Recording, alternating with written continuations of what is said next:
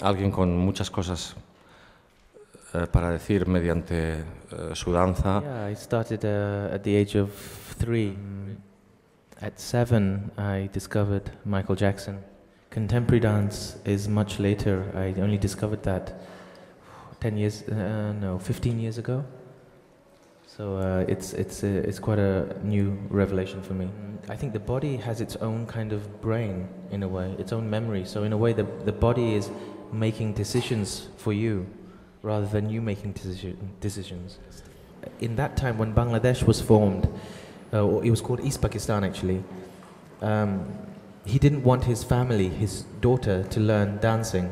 It was regarded quite badly then, if a woman was dancing. My mother secretly went to study dance. She was a dancer at first, but she didn't take it professionally, so she became more as like a producer, if you like. Mostly I learnt mostly in festivals which were open air, where it was free for the audience to sit or not sit and watch. And she said, if you really want to be a performer, if you really want to test yourself, then the best test is to do it in front of a public who doesn't pay, who has the choice to walk in and walk out, who is talking, who has children there, who has animals around.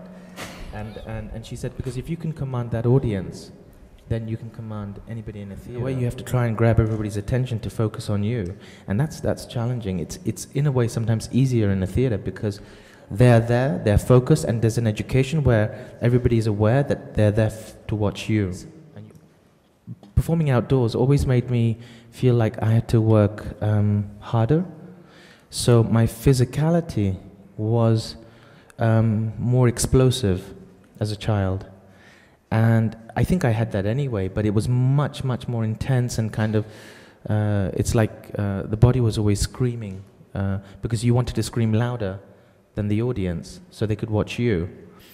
And so in a way, by the body screaming like that, when you bring that into a theater, it's a little too much. You know, the hardest thing for a dancer is to be still. Peter Brook, he was fascinated to use the audience's intelligence or creativity as a tool to help you express what you need to express. He allowed the audience to imagine rather than we actually take a real mic and say, okay, this is a mic.